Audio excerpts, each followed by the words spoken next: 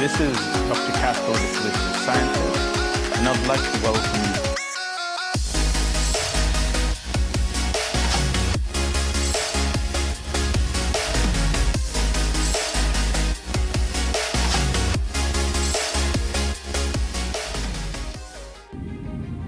Hi there, this is Dr. Casper, the political scientist, bringing you another interesting topic. Today we talk about gun violence. Why America seems to be unable to deal with the issue of gun violence. I'm basically going to talk about two issues. One, which will be the pinning of the issues, I'll explain. And then I'll talk about how to properly dissect the issue. So, one of the first things that I want to start with today is the difference between gun ownership and gun violence. Why? Because whenever we get into this topic, there is no movement forward. Because the moment I say, let's talk about gun violence, half the room says, don't take away my guns. So to deal with that, I'm going to do this. I'm going to talk about gun violence in this video. In the next video, I'll talk about gun ownership. Okay? So I'm going to start with the first issue, which is pinning of the issues. One of the reasons why there is no movement in policy, especially in today's America, is that issues get pinned against each other and we end up just fighting and bringing no solutions. So if somebody says, let's talk about black lives, the next person says, no, let's talk about blue lives, pinning. Let's talk about gun violence. Oh, let's talk about gun ownership. And every time things get pinned against each other. I think really one of the core reasons this is happening comes down to political socialization by interest groups. What is political socialization? Political socialization is the process in which we learn or teach political knowledge, political ideology, political thought. So all the things we think and learn, that is called political socialization. What is an interest group or an interest? An interest is something that is held to be of value or worth by a group of people, and those people know that that particular thing can be regulated by the government or is under government regulation. Right? And so in this case, the interest groups will be like the NRA, National Rifle Association. These are groups that have an interest in selling guns and manufacturing guns and weaponry, right? And so, in this sense, interest groups work to politically socialize Americans. Let me give you a few examples. Even before that, I once worked at a think tank and worked with interest groups. And one thing I want to tell you that is quite interesting. A lot of the thoughts and ideas that the public talks about don't actually come from the public. They were created in boardrooms, in back rooms, and they were really put together months before, and afterwards, Americans are politically socialized. They think, oh, I heard it on Fox News, I heard it on Emacs. It was actually created by interest groups. Think about the latest one. The solution to gun violence in America is a good guy with a gun. Right? It sounds really good. But technically speaking, we're talking about vigilante justice. The moment in which we glorify a good guy with a gun means we are actually in anarchy, means we've lost control of our society. It's not something to celebrate, but it's a good slogan. It's a way to bring the pinning of the issues and to keep the industry going. It might sound heartless, but this is part of politics, okay? And so, for example, guns don't kill people, people kill people. Don't do anything about it. Bad people will always have access to guns. There are all types of slogans and things that are created actually by interest groups. And you funnel them through society, and before you know it, months after, people repeat the same things you created as if it was their own, right? And so this is part of political socialization. And unfortunately, in America, we have politically socialized to fight against each other, to pin each other against each other, and therefore, nobody actually talks about the issue. You see how that works?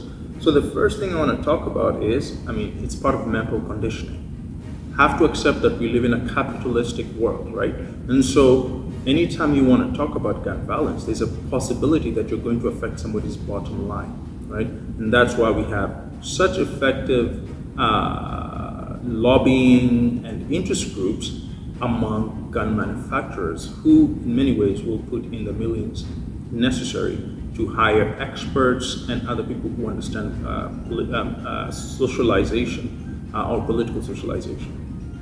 So that's the first thing I want to talk about. Realize that most of what we think and talk about in public is not original. Realize that we can have a discussion on gun violence without necessarily having to touch gun ownership, which we'll talk about in the next video. All right? So that's the first thing. We are talking about gun violence, right? So everybody there who's thinking about gun ownership, put that on the side. Let's talk about gun violence. One of the things that I tell my students is that when you are presented with an issue like gun violence, you first have to break it down, dissect it systematically in order to find possible policy solutions, right? So I'm going to break down gun violence in 4 categories. First one I'm going to call mass shootings. Second, I'm going to call criminal. Third, I'm going to call extrajudicial killings. And the fourth, I'm going to talk about family or personal killings as far as gun violence is concerned. And so let's start with the first one, mass shootings. Under mass shootings, there are 2 types I want to put here. First, I want to differentiate the school shootings and then the public space shootings, right? So in school shootings, what are some solutions there? We find that about 85% of school shootings come from legally owned guns that were taken from homes where kids had access to the guns. Let me repeat that. Because of a lack of proper storage, 85% of school shootings have occurred in America. The issue here is nobody's liable as far as safety of storage of guns. So think about that for a second. Because I was careless on how I stored my guns, your kids get buried. It's a real shocker when you think about that. By simply enforcing gun safety procedures and laws in terms of storage, we literally don't have to bury more kids 85% of the time. Okay, so think about that. The other one is public space shootings. This is a little bit harder because it's hard to predict because this is a person of legal age as far as gun ownership, right? And so when it comes to public space, really what you can do is just equip law enforcement, right? Remove the loopholes as far as bad actors, right? They say many times the ones who end up purchasing these guns are bad actors. So background checks, giving law enforcement the equipment and the ability and the training to be able to respond faster, okay? So think about that's on mass shootings. The second category is criminal. We're talking about gangs, cartels, and the rest, okay? This is an area in which we clearly need law enforcement. We don't need a good guy with a gun. We need to equip our law enforcement. We need to have the ability to have proper response in investigations and the rest, right? So that's more of a criminal justice matter as far as dealing with crimes. And of course, going to neighborhoods where gun violence is rampant and being able to change those societies, those neighborhoods, right, from the ground up, right? Remove those, help to have those kids get more support, etc. You get my drift, right? So think about that. That's another category. A third category, extrajudicial killings. What is extrajudicial killing? Well, the definition of extrajudicial killings is a killing that happens to a person who has either been arrested or stopped by a policeman and they end up being shot and killed, right? And that's why we call it extrajudicial, because that person was never judged by a court to be killed.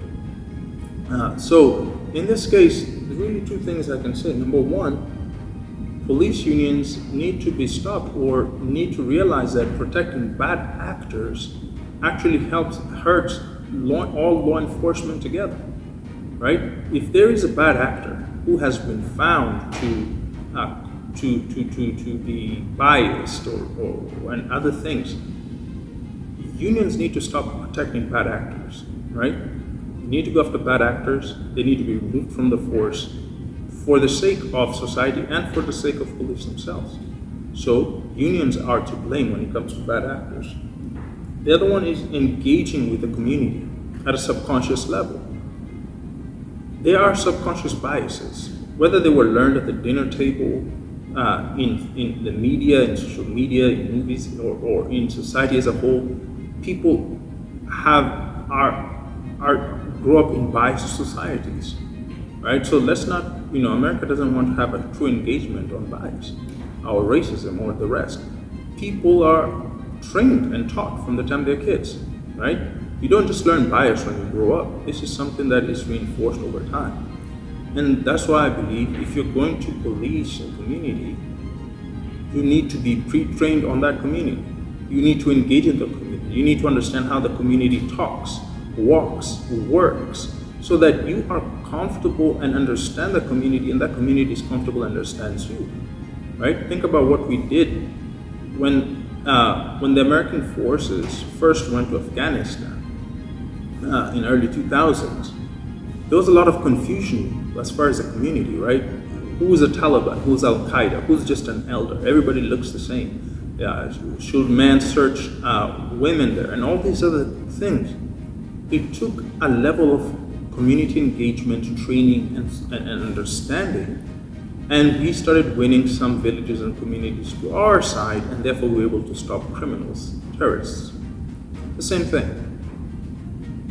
If you're telling me if we can train our troops to engage in a foreign soil with different communities that speak very different languages, very different cultures, you're telling me we cannot do that in America today? So there's a problem there also as far as extrajudicial killings, as far as community engagement is concerned, right? And remember, pinning things against each other. Just because I support the police doesn't mean I don't support the black community. And just because I support the black community doesn't mean but in today's community, America, we don't want to deal with the issues, we just want to pin issues against each other. Finally, the last category is personal, home. A lot of gun violence happens at home, okay? And so this is where really we need to find solutions, especially when it comes to bad actors or violent actors having access to weaponry that will end up hurting their family members, right? And so we need to listen to parents, we need to listen to spouses whenever they talk about there's been violence at the home or they're afraid for their lives. We really need to create laws that give law enforcement permission to do what is necessary when it comes to home private violence, the private sphere of the home. Okay, because that is where actually a lot of gun violence also takes place. Now look what I've just done. I've just had a full conversation on gun violence without mentioning gun ownership, really. Maybe in part, on the side I touched it, but really, this is the issue. We need to be able to talk about gun violence without fear, without trepidation, okay? Many of our congressmen are too scared because they want to keep their positions of power. But as a community and a society, we really need to ask ourselves, do we want to keep pinning issues against issues and listen to interest groups as our source of knowledge? And when we're dealing with an issue, we need to really know how to dissect it, okay? So this is my short narrative on gun violence and why America is unable to deal with the issue of gun violence. Catch me next time as I talk about gun ownership here with a political scientist. Until next time, bye-bye.